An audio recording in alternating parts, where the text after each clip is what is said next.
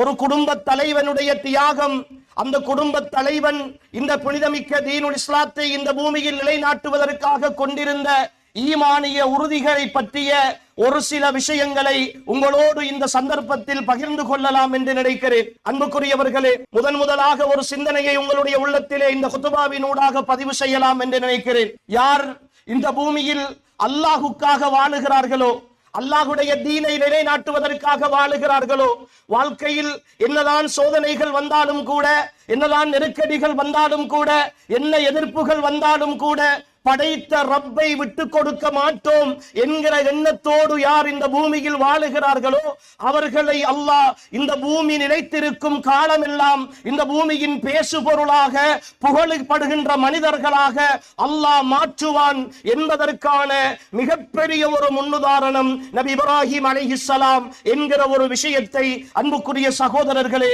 உங்களுடைய உள்ளத்தில் ஆழமாக நான் பதிவு செய்வதற்கு விரும்புகிறேன். அல்லாஹுடைய மார்க்கம் இந்த பூமியில் வாழ வேண்டும் என்பதற்காக, அல்லாஹுடைய தீனை நான் பின்பற்ற வேண்டும் என்பதற்காக சில தியாகங்களை செய்கிறேன், சில நெருக்கடிகளை எதிர்கொள்கிறேன், சில எதிர்ப்புகளை சம்பாதிக்கிறேன். அப்பொழுதெல்லாம் நான் துவண்டு போகிற, அழுத்து போகிற, என்னுடைய உள்ளம் சளைத்து போகிற ஒரு நிலை ஏற்படுகிற பொழுதெல்லாம் நினைத்துக் கொள்ளுங்கள், அல்லாஹ் அவனுக்காக பாடுபடுகிற, அவனுக்காக உழைக்கிற, அவனுடைய மார்க்கத்தை பின்பற்றுகிற யாரையும் இந்த பூமியில் நிச்சயமாக சத்தியமாக கேவலப்படுத்தவே மாட்டான் என்கிற ஒரு உண்மையை நபி இப்ராஹிம் அலைஹிஸ்ஸலாம் அவர்களுடைய வாழ்க்கையின் தாரக மந்திரமாக அல்லாஹு தஆலா இந்த பூமியில் நிலைநிறுத்தி காட்டிக் கொண்டே இருக்கிறார். இந்த உலகம் அழியும் வரைக்கும், இந்த உலகம் அழியும் வரைக்கும், இந்த உலகத்தில் காபா என்கிற அந்த புனித ஆலயம் இருக்கிற வரைக்கும், ஹஜ்ஜி என்கிற அந்த வணக்கம் நிறைவேற்றப்படுகிற வரைக்கும், நபி இப்ராஹிம், நபி இஸ்மாயில், அன்னை ஹாஜர் என்று சொல்லுகிற இந்த குடும்பத்தினுடைய வரலாறு ஒவ்வொரு ஈமானியனுக்கும் நினைவுபடுத்தப்பட்டு கொண்டே இருக்கும். இந்த பூமியில் அல் குர்ஆன் என்று சொல்லுகிற அற்புதமான வேதம் நிலைத்திருக்கும் காலமெல்லாம், அது ஓதப்படும் காலமெல்லாம், அது பேசப்படும் காலமெல்லாம் இந்த இப்ராஹிம் அலைஹிஸ்ஸலாம் அவர்களுடைய வரலாறும் அவர்களுடைய குடும்பத்தின் தியாகமும் மனித உள்ளங்களில் சொல்லப்பட்டு கொண்டே இருக்கும். அன்புக்குரியவர்களே, அதற்குரிய காரணம் நபி இப்ராஹிம் அலைஹிஸ்ஸலாம் அவர்கள் இந்த ஈமானில், இந்த கொள்கையில் கொண்டிருந்த அசைக்க முடியாத தளராத உறுதி என்பதை ஒவ்வொரு ஈமானிய சகோதரனும் புரிந்து கொள்ள வேண்டும். நபி இப்ராஹிம் அலைஹிஸ்ஸலாம் ஒரு குடும்பத்தில் பிறக்கிறார்கள். அந்த குடும்பம் இந்த உலகத்தில் எந்த ஏகத்துவத்தை அல்லாஹ் நிலைநிறுத்துவதற்காக நபிமார்களையும் ரசூல்மார்களையும் அனுப்பினானோ அந்த ஏகத்துவத்தை உடைத்தெறிகிற ஒரு குடும்பத்தின் பின்னணியில் தான் நபி இப்ராஹிம் அலைஹிஸ்ஸலாம் அவர்கள் பிறக்கிறார்கள். எந்த சிலை வணக்கங்கள் எல்லாம் இந்த உலகத்தில் செய்யக்கூடாது, படைத்த ரப்பை மாத்திரம் வணங்க வேண்டும் என்கிற தனித்துவமான கொள்கையை அல்லாஹ் நபிமார்களூடாக விதைத்தானோ அந்த கொள்கையை உடைத்தெறிந்து அல்லாஹ் அல்லாதவர்களை வணங்குகிற, அந்த வணங்கப்படக்கூடிய தெய்வங்களை செய்கிற ஒரு தொழிலை தான் நபி இப்ராஹிம் அலைஹிஸ்ஸலாம் அவர்களுடைய தந்தை அந்த தொழிலை தான் செய்து கொண்டிருந்தார்கள்.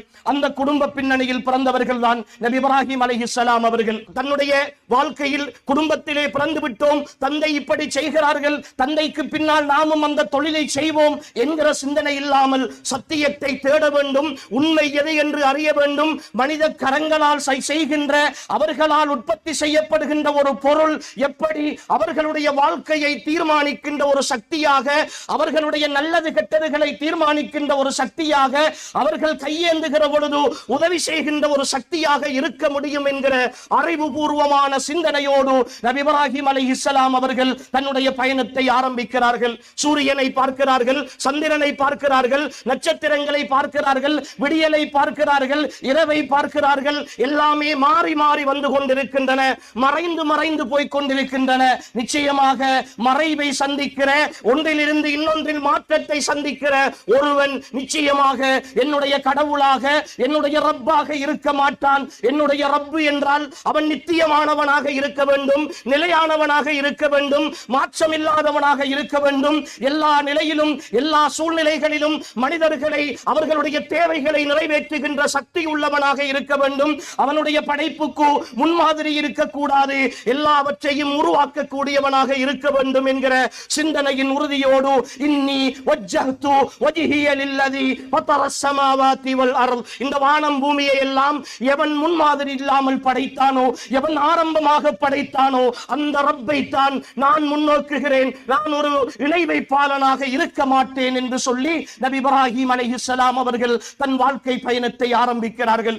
தந்தையோடு உரையாடுகிறார்கள். நீங்கள் செய்வது பிழையான வேலை, நீங்கள் செய்வது தவறான வேலை, பேச முடியாத, கேட்க முடியாத உங்களுடைய கரங்களால் நீங்களே செய்கின்ற ஒன்று எப்படி கடவுளாக இருக்க முடியும் என்கிற வாதத்தை முன்வைக்கிறார்கள். விளைவு அந்த குடும்பத்தில் இருந்து விரட்டப்படுகிறார்கள். நபி இப்ராஹிம் அலைஹிஸ்ஸலாம் قال اراغب انت عن الهتي يا ابراهيم, என்னையும் என்னுடைய விக்கிரகங்களையும் நீ எதிர்க்கிறாயா இப்ராஹிமே, உன்னை நான் கல்லெறிந்து விரட்டுவேன் என்று நபி இப்ராஹிம் அலைஹிஸ்ஸலாம் அவர்களுடைய தந்தை தன்னுடைய வீட்டை விட்டும் மகனை வெளியேற்றுகிற அளவுக்கான நிகழ்ச்சி நடக்கிறது.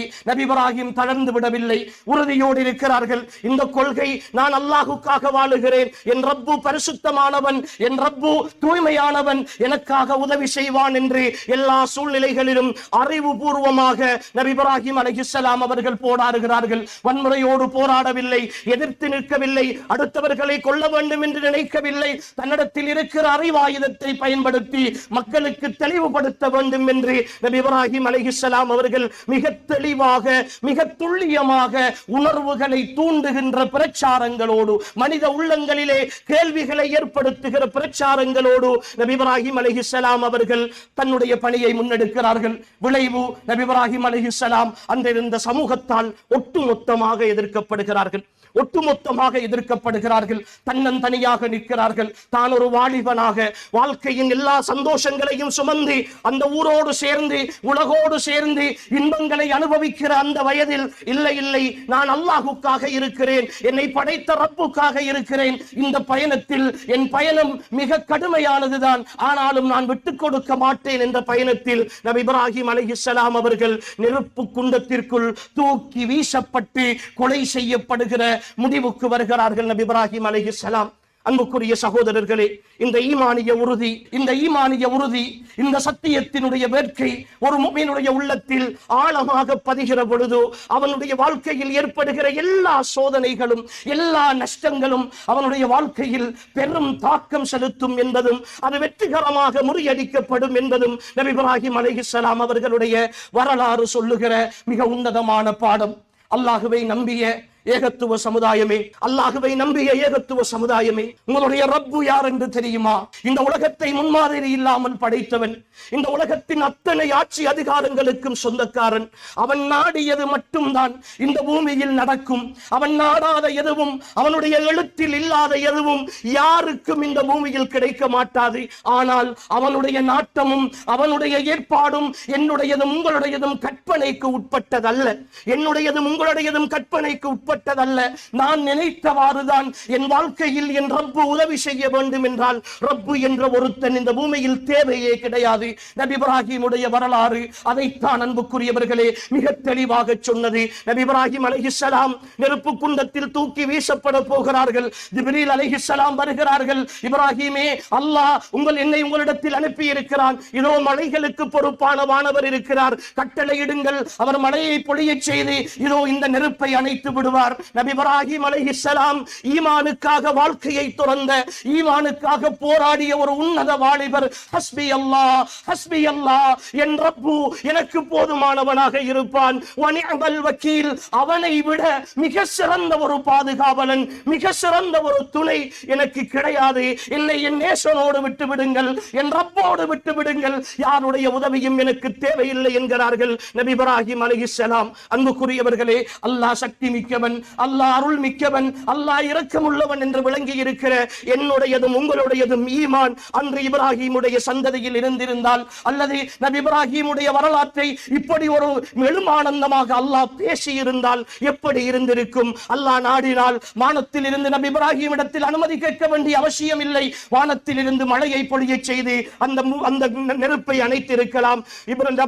ஜிப்ரீலுடைய இறக்கைகளை கொண்டு அந்த நெருப்பை அடித்து மூடி அல்லாஹ் அல்லாஹ் அணைத்திருக்கலாம். எத்தனை வழிகள் இருக்கிறது அல்லாஹுக்கு, எத்தனை வழிகளின் மூலமாக அந்த நெருப்பை அல்லாஹ் அணைத்திருக்கலாம். அந்த மரக்கட்டையை ஈரமாக்கி அந்த நெருப்பை பற்றாமலே அல்லாஹ் வைத்திருக்கலாமே. ஆனால் எனக்கும் உங்களுக்கும் படிப்பினை என்ன தெரியுமா? ரப்பாகிய நான் என்னுடைய நேசர்களுக்கு உதவி செய்ய நாடினால், நான் விரும்பியவர்களுக்கு உதவி செய்ய நாடினால், என்னிடத்தில் கையேந்துபவர்களுக்கு, கஷ்டங்களை முறையிடுபவர்களுக்கு, என்னை மட்டுமே நம்பி வந்து நிற்பவர்களுக்கு, நான் இருக்கிறேன் என்கிற உணர்வோடு வந்திருப்பவர்களுக்கு என்னுடைய உதவி இருக்கிறது, கற்பனைக்கு அப்பாற்பட்டதாக இருக்கும் என்று அல்லாஹ் நபி இப்ராஹிமுடைய வரலாற்றில் நிரூபித்து காட்டினான். குல்னா யா நாரு கூனி பர்தன் வ ஸலாமன் அலா இப்ராஹிம். அல்லாஹ் நெருப்பை பார்த்து கட்டளையிட்டான். நெருப்பே, நீ நபி இப்ராஹிமுக்கு நீ சாந்தமானதாகவும் குளிராகவும் மாறிவிடு. வானலாவ உயர்ந்து பறக்கிற நெருப்பு யாருமே நெருங்க முடியாது. மஞ்சநீர் என்கிற ஒரு கருவியின் மூலமாக தூரத்தே இருந்து நபி இப்ராஹிம் வீசப்படுகிறார். எந்த ஒரு படையும் நெருங்க முடியாது. வானத்திலே ஆகாயத்தில் பறந்து போகிற பறவைகள் கூட கருகி விழுகிறது என்று வரலாற்றில் எழுதப்படுகிற மிகப்பெரிய ஒரு நெருப்பு குண்டம். நபி இப்ராஹிம் என்கிற ஒரு தனி வாலிபர், யாருடைய சப்போர்ட்டும் இல்லை, குடும்பத்தினுடைய உதவி கூட, தயவு கூட இல்லை. ஒரு மன்னரால் எதிர்க்கப்பட்டு தூக்கி வீசப்படுகிறார்கள். எல்லோருடைய கற்பனை, நபி இப்ராஹிம் அந்த நெருப்புக்கு பக்கத்தில் போகிற பொழுதே கருகி விடுவார். இனி அவருடைய தொல்லை முடிந்தது என்பதுதானே. நெருப்பாக பற்றுகிறது. அது வானலாக உயர்ந்து பற்றுகிறது. எல்லா உஷ்ணமாக இருக்கிறது. யாரும் நெருங்க முடியாத சூழல் இருக்கிறது.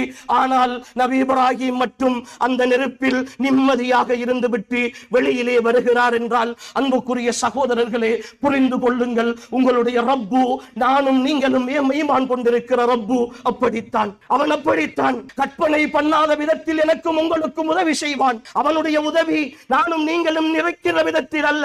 அவன் மாலிக்குல் முல்க், இந்த உலகத்தின் ஒட்டுமொத்த படைப்பாளன். அவனுடைய அதிகாரத்தை தாண்டிய எதுவும் இந்த வானத்திலும் கிடையாது, பூமியிலும் கிடையாது.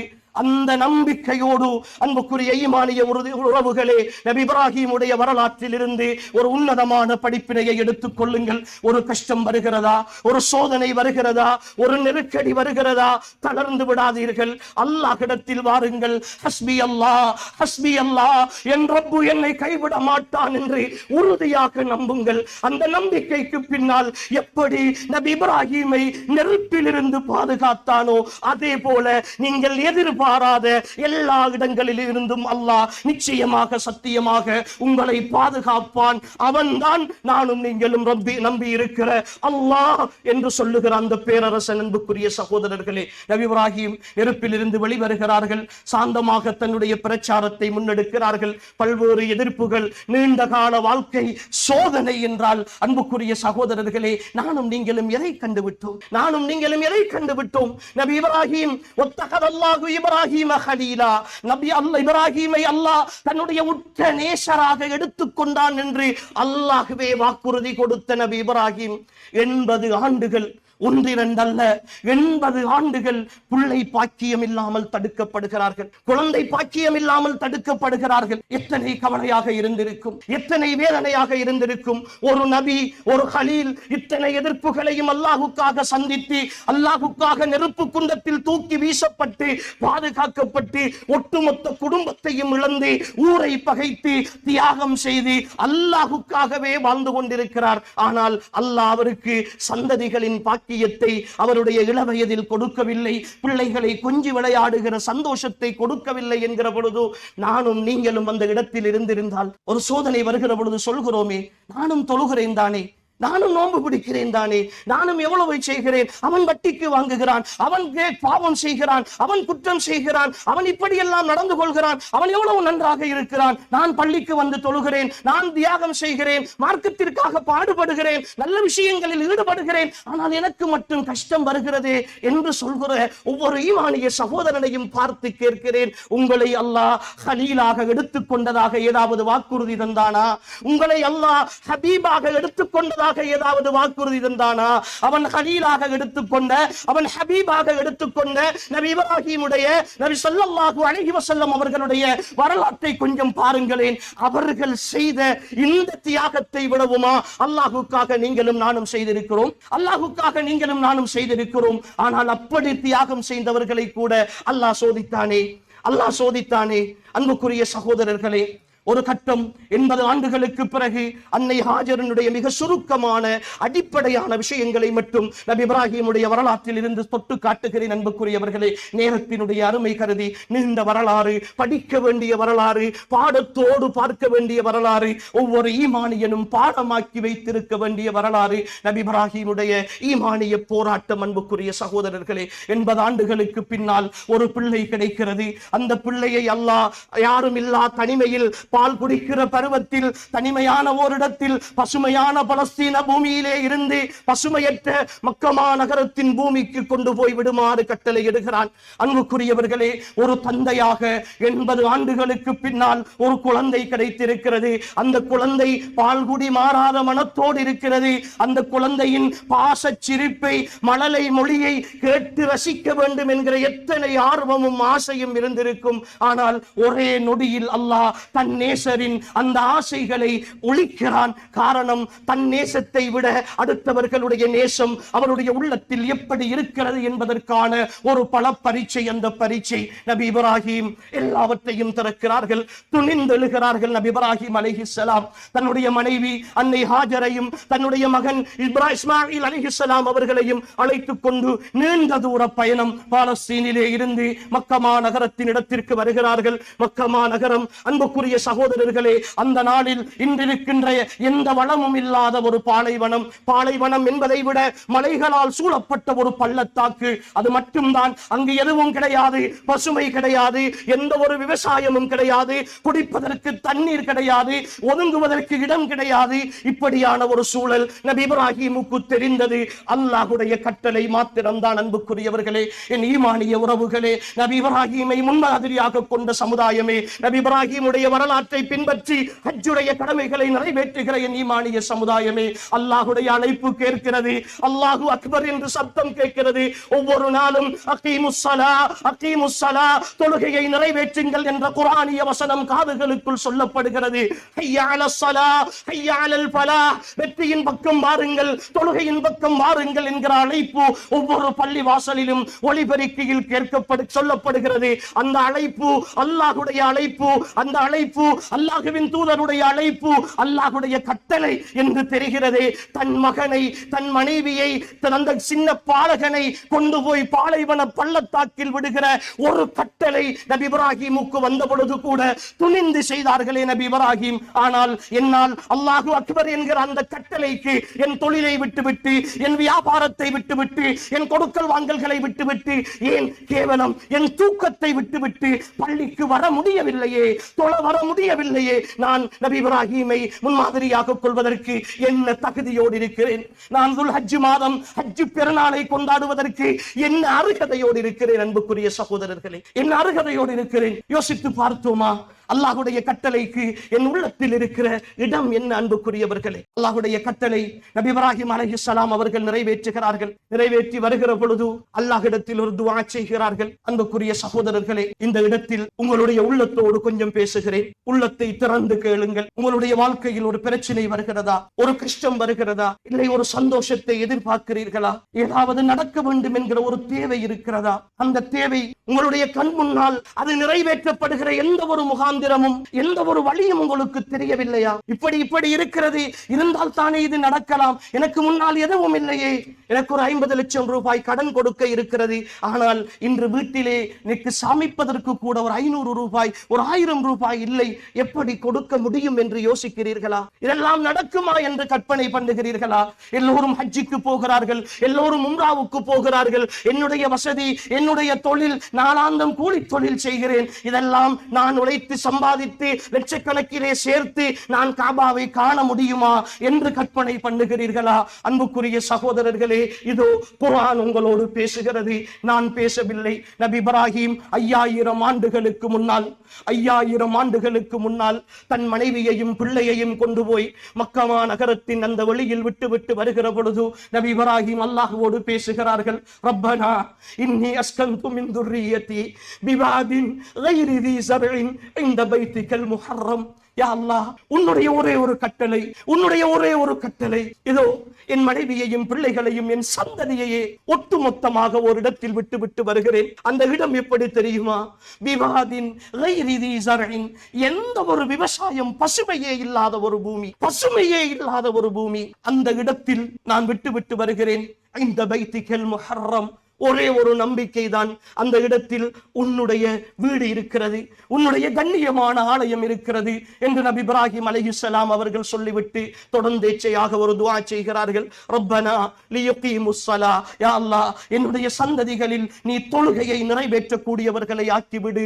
ஃபஜ்அல் அஃஇததம் மினன் நாஸ். நபி இப்ராஹிம் 5000 ஆண்டுகளுக்கு முன்னால் அவருடைய கண் முன்னே யாரும் அவருக்கு சப்போர்ட் இல்லாத, உதவி இல்லாத ஒரு நேரத்தில் அல்லாஹ்விடத்தில் துஆ செய்கிறார்கள்.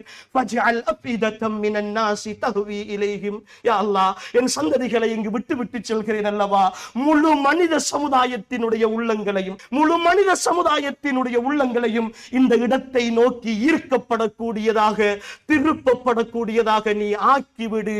வர்ஸுகுஹும் மினஸ் ஸமராத், இங்கு வருபவர்களுக்கு நீ கனி வர்க்கங்களை கொண்டு உணவளித்து விடு என்று நபி இப்ராஹிம் அலைஹிஸ்ஸலாம் அவர்கள் துஆ செய்கிறார்கள். இனிமானிய உறவுகளே, மக்கமா நகரம் உங்களுக்கு தெரியுமா? மக்கமா நகரம் இன்று வரைக்கும் அன்புக்குரியவர்களே, சவுதி அரேபியாவினுடைய மிகப்பெரிய உற்பத்தி பேரீச்ச மரங்கள், பேரித்தம்பழங்கள் சவுதி அரேபியாவினுடைய மிகப்பெரிய உற்பத்தி. ஆனால் மக்கமா நகரத்தினுடைய எல்லைக்குள் ஒரு பேரித்த மரம் கூட காய்க்க மாட்டார். அழகுக்காக மட்டும் நட்டு வைத்திருக்கிறார்கள். உம்ராவுக்கு போனவர்கள், ஹஜ்ஜிக்கு போனவர்கள் எங்காவது ஒரு இடத்தில் மக்காவினுடைய எல்லைக்குள் பேரித்த மரம் காய்த்து கண்டிருக்கிறீர்களா? மதீனாவிலே கொண்டு போய் தோட்டத்தை காட்டி இருப்பார்கள், மக்காவிலே காய்க்க மாட்டாது. விவாதின் கைரி தி ஸர்இன். ஆனால் அன்புக்குரியவர்களே, உலக வல்லரசு நாடுகள், அமெரிக்கா இருக்கிறது, அமெரிக்காவினுடைய தலைநகர் நியூயார்க் இருக்கிறது. நியூயார்க் எந்த திசையில் இருக்கிறது? இங்க இருக்கிற புவியியல் படித்த அல்லது தெரிந்த மாணவர்களை தவிர, ஆசிரியர்களை தவிர வேறு யாரும் சொல்ல மாட்டார்கள். லண்டன் இருக்கிறது, இங்கிலாந்து இருக்கிறது, இங்கிலாந்தினுடைய தலைநகர் லண்டன். எங்களுடைய பக்கத்து நாடு இந்தியா இருக்கிறது, இந்தியாவினுடைய தலைநகர் நியூ டில்லி. இங்க இருக்கிறது எந்த திசையில் இருக்கிறது? யாராவது சொல்ல முடியுமா? ஆனால் மக்கா, காபத்துல்லா, உலக முஸ்லிம்களில் 150 கோடிக்கு மேற்பட்ட, இன்று 200 கோடியை எட்டிக் கொண்டிருக்கிறது என்று சொல்லுகிற உலகின் எந்த கண்டத்தில் அவன் வாழ்ந்தாலும், எந்த திசையில் வாழ்ந்தாலும், மக்கமா நகரம் கிபிலாவினுடைய திசை இந்த பக்கம் தான் இருக்கிறது என்று ஒவ்வொரு குழந்தை பிள்ளை அவன் படித்திருக்க வேண்டிய அவசியம் இல்லை. வந்து வருகிற 2-3 வயதை அடைகிற வீட்டில் இருக்கிற குழந்தையிடத்தில் கேட்டால், நாம் எந்த பக்கம் பார்த்து தொழ வேண்டும் என்று கேட்டால், அந்த பிள்ளை நேரடியாக கையை காட்டும், காபாவினுடைய கிபிலாவினுடைய திசையை காட்டுமே. அன்புக்குரிய சகோதரர்களே, இந்த அறிவு நபி இப்ராஹிம் அலைஹிஸ்ஸலாம் அவர்களுடைய ஃபஜ்அல் அஃஇததம் மினன் நாஸ் தஹ்வி இலைஹிம்.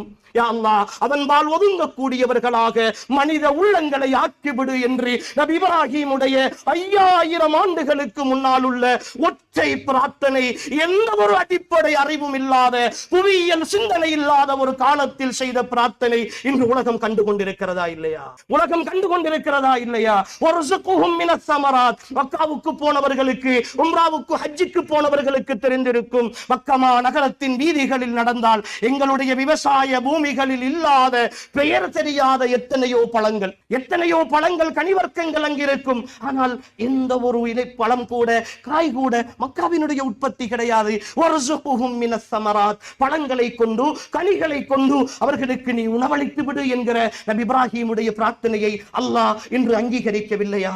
என்ன காரணம் இருந்தது, என்ன அடிப்படை இருந்தது நபி இப்ராஹிமுக்கு 5000 ஆண்டுகளுக்கு முன்னால்? அன்புக்குரிய சகோதரர்களே, பிரார்த்தனைகள் உள்ளத்தில் இருந்து வருகிற பொழுது அல்லாஹ் வெளிப்படுத்துவான். அன்புக்குரியவர்களே, அல்லாஹ் வழிகாட்டுவான். அந்த நம்பிக்கை தான் ஒரு மூமினை வழி நடாத்த வேண்டும். என் பிரார்த்தனைக்கு முன்னால், என் ரப்புக்கு முன்னால் அஸ்பாபுகள் தேவை, ஆனால் அஸ்பாபுகள் ஊடாகத்தான் என் ரப்பு எனக்கு உதவி செய்வான் என்கிற நம்பிக்கை பிழை. அஸ்பாபுகள் இருந்தால் மட்டும்தான் என் ரப்பு எனக்கு உதவி செய்வான் என்ற நம்பிக்கை பிழை.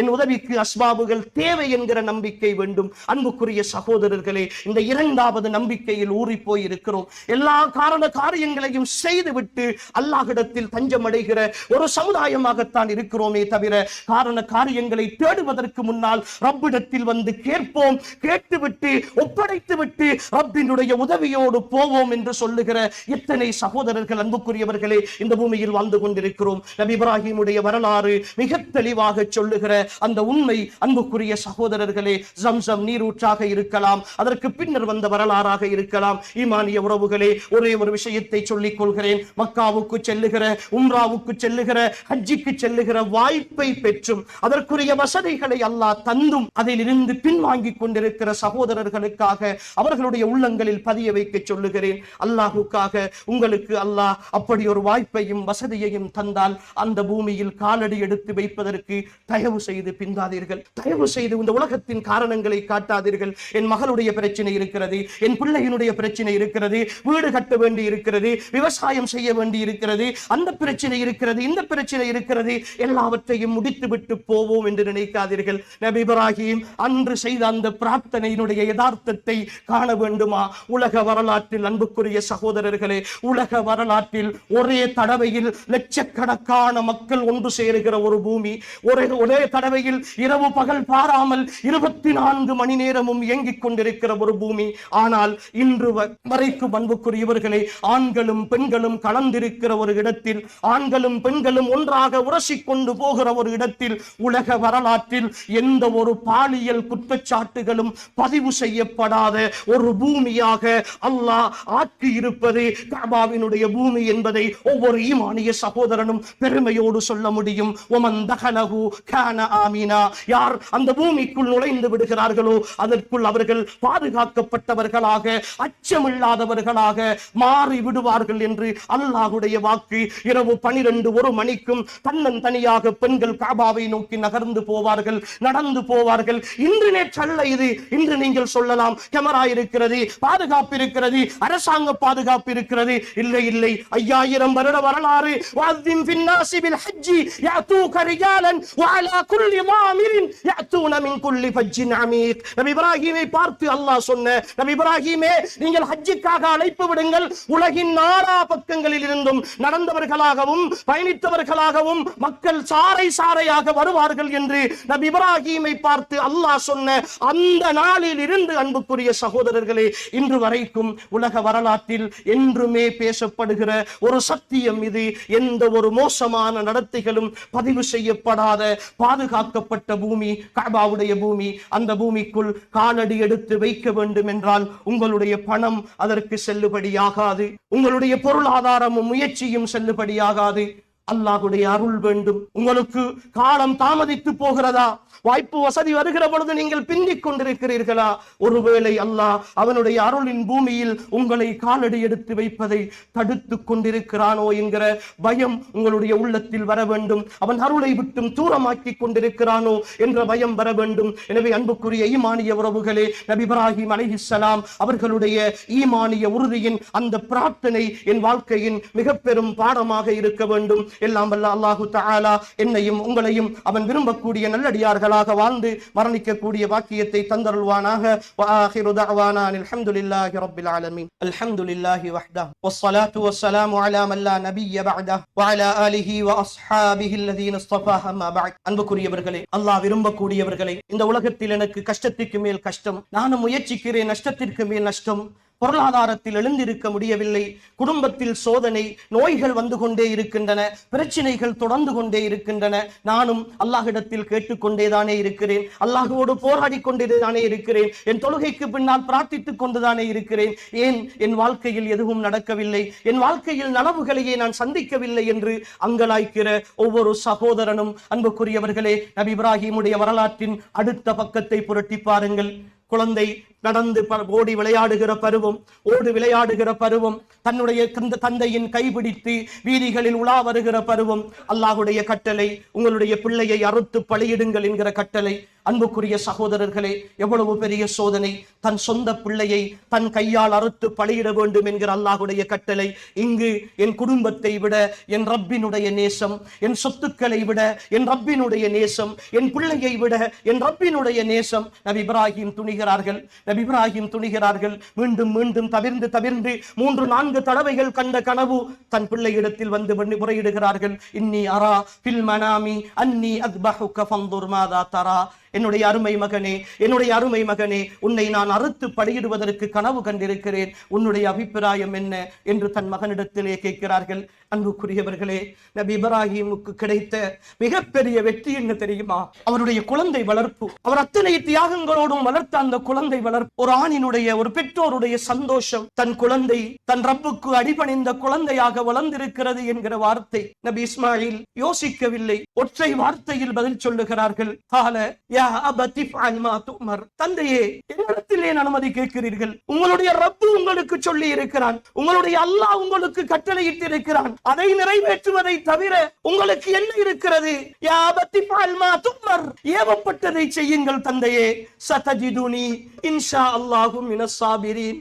அல்லாஹ் நாடினால் நீங்கள் என் மீது கத்தி வைத்து என் கழுத்தை அறுக்கிற பொழுது கூட நான் கூச்சலிட்டு அழாமல், நான் கதறி துடிக்காமல், ஒரு பொறுமையாளனாக ரப்பினுடைய கட்டளையை என் தந்தை நிறைவேற்றுகிறார் என்கிற பொறுமையோடு நான் இருப்பேன் என்று நபி இஸ்மாயில் அலைஹிஸ்ஸலாம் ஒப்புதல் வாக்குமூலம் கொடுக்கிறார்கள் தன் தந்தைக்கு. அன்புக்குரிய சகோதரர்களே, ஒரு தந்தையாக ஒரு பிள்ளையினுடைய இப்படி ஒரு வார்த்தையை கேட்கிற பிள்ளை, நீ தொலைப்போ, நீ நல்லதை செய் என்று சொல்லுகிற பொழுது, தந்தையே நீங்கள் சொல்லிவிட்டீர்கள், அல்லாஹ்வுடைய கட்டளை அல்லவா, நான் செய்யாமல் விடுவேனா, நான் போகிறேன் என்று அடிபணிகிற ஒரு குழந்தை எனக்கும் உங்களுக்கும் கிடைத்து விட்டால், அன்புக்குரிய சகோதரர்களே, இந்த உலகத்தின் எல்லா கஷ்டங்களும் மறக்கடிக்கப்பட்டு விடும். நபி இப்ராஹிமுக்கு பிள்ளை மறத்திருந்தால் அது மிக பெரும் சோதனையாக மாறியிருக்கும். அழைத்து செல்கிறார்கள், ஷைத்தான் குறுக்கிடுகிறான், கல்லறிகிறார்கள், ஓரிடத்திலே கொண்டு போய் அறுப்பதற்கு நிறுத்துகிறார்கள். அல்லாஹ் அவர்களுடைய எல்லா அபர்களையும் பொருந்திக் கொள்கிறான். அன்புக்குரிய சகோதரர்களே, நபி இப்ராஹிம் இஸ்மாயிலுக்கு பதிலாக அல்லாஹ் சுவர்க்கத்தில் இருந்து ஒரு ஆட்டை அறுத்து அதன் மூடாக குர்பானி என்று சொல்லுகிற உல்ஹியா என்று சொல்லுகிற ஒரு வணக்கத்தை இந்த பூமியின் அவர்களின் நினைவாக அல்லாஹ் ஆக்கி வைத்திருக்கிறான். அன்புக்குரிய சகோதரர்களே, தியாகம், உள உணர்வு, சோதனை அங்கலாய்த்துக் கொண்டிருக்கிறீர்களா?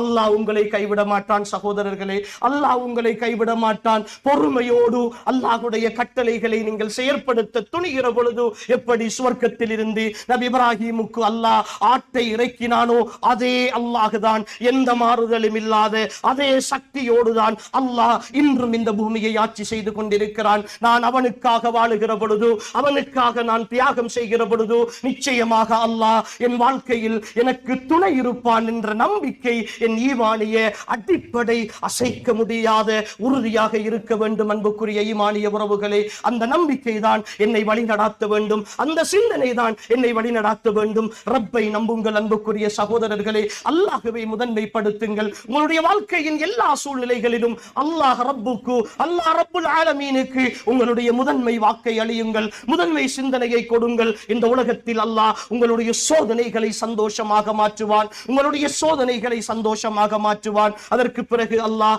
எப்படி நபி இப்ராஹிமுக்கு இந்த பூமியில் காபாவை கட்டுகிற மீள்புல நிர்மாணம் செய்கிற பொறுப்பை கொடுத்தானோ, அதன் மூலமாக வரலாறு நடிகிலும் மறுமை வரைக்கும் அந்த காபாவை வலம் வருகிற பொழுதெல்லாம், மினாவில் கல்லறிகிற பொழுதெல்லாம், ஒவ்வொரு ஹஜ்ஜி வருகிற பொழுது முல்ஹியா கொடுக்கிற பொழுதெல்லாம் அந்த குடும்பத்தின் வரலாற்றை பேசுகிறோமோ, அல்லாஹ் அப்படி பேச வைப்பான் இந்த பூமியில். இந்த பூமியில் மட்டுமல்ல, நாளை மறுமையில் கூட அல்லாஹ்வின் தூதர் ஸல்லல்லாஹு அலைஹி வஸல்லம் அவர்கள் முழு மனித சமுதாயமும் நிர்வாண நிர்வாணமாக எழுப்பப்படுகிற மஹ்ஷருடைய வெளியில் முதலாக ஆடை அணிவிக்கப்படுபவர்கள் நபி இப்ராஹிம் அலைஹிஸ்ஸலாம் அவர்கள் தான் என்றார்களே பெருமானார் ஸல்லல்லாஹு அலைஹி வஸல்லம். அல்லாஹ் இந்த பூமியில் மாத்திரமல்ல அல்லாஹ்வுக்காக வாழுபவர்களை அவனுடைய சன்னிதானத்திலும் மறுமையிலும் மஹ்ஷரிலும் அல்லாஹ் கண்ணியப்படுத்துவான். அன்புக்குரிய ஈமானிய உறவுகளே, இறுதியாக புரிந்து கொள்ளுங்கள், நபி இப்ராஹிம் அலைஹிஸ்ஸலாம் அவர்களுடைய வாழ்க்கையின் தாரக மந்திரம், அன்புக்குரியவர்களே, அவர்களுடைய வாழ்க்கையின் தாரக மந்திரம்,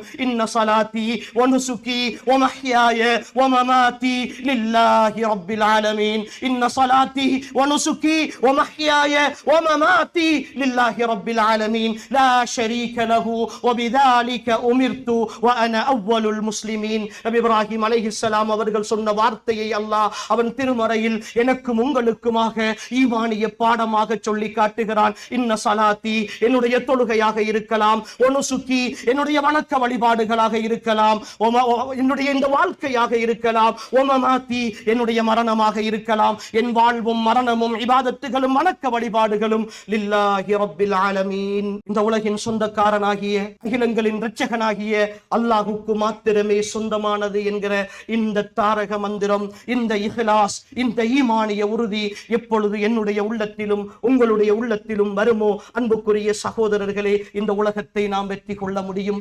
இந்த உலகத்தின் சோதனைகளை வெற்றி கொள்ள முடியும். இந்த உலகத்தின் பிரச்சனைகளை வெற்றி கொள்ள முடியும். இந்த உலகத்தின் கண்ணீர்களை கூட சந்தோஷமாக மாற்ற முடியும். அன்புக்குரியவர்களே, நபி இப்ராஹிமுடைய வரலாற்றை மிக தெளிவாக படியுங்கள். நபி இஸ்மாயிலுடைய வரலாற்றை மிக தெளிவாக படியுங்கள். அன்னை ஹாஜருடைய வரலாற்றை தெளிவாக படியுங்கள். இது சாதாரணமாக மேலோட்டமாக சொன்ன ஒரு ஈமானிய பார்வை. அன்புக்குரியவர்களே, நபி இப்ராஹிமுடைய ஒவ்வொரு அசைவும் ஈமான், நபி இப்ராஹிமுடைய அவருடைய குடும்பத்தின் ஒவ்வொரு அசைவும் ஈமான். அதனால் தான் அல்லாஹ் வத்தபி மில்லத இப்ராஹிம ஹனீஃபா, இப்ராஹிமுடைய மார்க்கத்தை பரிசுத்தமாக இருக்கிற நிலையில் அதை நீங்கள் பின்பற்றுங்கள் என்று அல்லாஹ் சொன்னான். இந்த மார்க்கத்தை அறிமுகம் செய்த நபி இப்ராஹிம் அலைஹிஸ்ஸலாம் அவர்களை பற்றி சொல்லுகிற பொழுது ஹுவ சம்மாக்குமுல் முஸ்லிமீன், அவர்தான் உங்களுக்கு முஸ்லிம்கள் என்று பெயர் சூட்டியவர் நபி இப்ராஹிம் என்று அல்லாஹு தஆலா அவனுடைய திருமறையில் சொல்லுகிறார். இப்ராஹிம் அல்லதி வஃபா, இப்ராஹிம் எப்படியானவர் தெரியுமா? அவருக்கு நாங்கள் கொடுத்த அவர் தந்த எல்லா வாக்குறுதிகளையும் எங்களுக்காக நிறைவேற்றியவர் என்று அல்லாஹ் அவர்களை பார்த்து சொல்லுகிறார். இன்ன இப்ராஹிம கான உம்மா, இந்த இப்ராஹிம் ஒரு தனி சமுதாயமாக, ஒரு தனி முன்மாதிரியாக இந்த பூமியில் திகழ்ந்தவர்கள் என்று அல்லாஹ் சொல்லுகிறான். அன்புக்குரிய சகோதரர்களே, ஹஜ்ஜுடைய வணக்கம், அதை தொடர்ந்து வருகிற இபாதத்துகள் நபி இப்ராஹிமுடைய வாழ்க்கை வரலாற்று பின்னணியை சொல்லுகின்றன. அதனால் தான் ஒவ்வொரு தொழுகையிலும் அல்லாஹ்வின் தூதர் ஸல்லல்லாஹு அலைஹி வஸல்லம் அவர்களிடத்தில் சஹாபாக்கள் வந்து கேட்கிறார்கள், யா ரசூலல்லாஹ், உங்களுக்கு சலாம் சொல்வதை பற்றி எங்களுக்கு தெரியும், உங்களுக்கு ஸலவாத்து சொல்வது எப்படி என்று சொல்லித் தாருங்கள் என்று சொன்ன பொழுது அல்லாஹும்ம ஸல்லி அலா முஹம்மதின் வ அலா ஆலி முஹம்மதின் கமா ஸல்லைத அலா இப்ராஹீம வ அலா ஆலி இப்ராஹீம இன்னக ஹமீதும் மஜீத். அல்லாஹும்ம பாரிக் அலா முஹம்மதின் வ அலா ஆலி முஹம்மதின் கமா பாரக்த அலா இப்ராஹீம வ அலா ஆலி இப்ராஹீம இன்னக ஹமீதும் மஜீத் என்று சொல்லுகிறோமே. ஒவ்வொரு தொழுகையிலும் கடமையாக கடைசி நேரம் சொல்லி முடிக்கிறோமே. அன்புக்குரிய சகோதரர்களே, நபி இப்ராஹிம் வாழ்ந்து கொண்டிருக்கிற ஒரு வரலாறு. எனவே அந்த வரலாற்றை ஒரு ஈமானிய பாடமாக எடுப்போம். அதே நேரம் அன்புக்குரியவர்களே, இந்த துல்ஹஜ் மாதத்தினுடைய ஆரம்ப 10 நாட்கள் அல்லாஹ்வுக்கு மிக விருப்பமான நாட்கள். அதில் ஒரு சில நாட்கள் கடந்து போய்விட்டன, இன்னும் ஒரு சில நாட்கள் இருக்கின்றன. அல்லாஹ்வுக்கு விருப்பமான நாட்களாக இந்த நாட்களை பயன்படுத்துவோம். பிரார்த்தனைகளோடும் இஸ்திக்பார்களோடும் தௌபாக்களோடும் வணக்க வழிபாடுகளோடும் குர்ஆன் திலாவத்துகளோடும் இந்த நாட்களை கழிப்போம். இந்த நாட்களில் வருகிற அரஃபாவுடைய நோன்பையும் நாம் எல்லோரும் ஒன்று சேர்ந்து அல்லாஹ்வுக்காக நோட்போம். எனவே இந்த இபாதத்துகளை உயிர்ப்பிப்பதோடு மாத்திரமல்லாமல் மரணம் வரைக்கும் இந்த ஈமானிய உறுதியோடு வாழ்ந்து மரணிக்க வேண்டும். அதற்காக அல்லாஹ்விடத்தில் கையேந்தி பிரார்த்திப்போம். எல்லாம் வல்ல அல்லாஹு தஆலா என்னையும் உங்களையும் பொருந்திக் கொள்வானாக. வாழும் காலம் எல்லாம் அவனுக்கு கட்டுப்பட்டவர்களாகவே வாழ்ந்து இந்த பூமியில் இருந்து விடைபெறுகிற பொழுதும் உண்மையான உத்தமர்களாக, முத்தகீன்களாக, சாலிஹீன்களாக, சித்தீகீன்களாக, சுஹதாக்களாக வாழ்ந்து மரணிக்கக்கூடிய வாய்ப்பையும் பாக்கியத்தையும் அல்லாஹ் நம் அனைவருக்கும் நசீபாக்குவானாக. ஹாதா மா இந்தி வல் இல்மு இந்தல்லாஹ் வ ஆகிரு தஅவானா அல்ஹம்துலில்லாஹ்.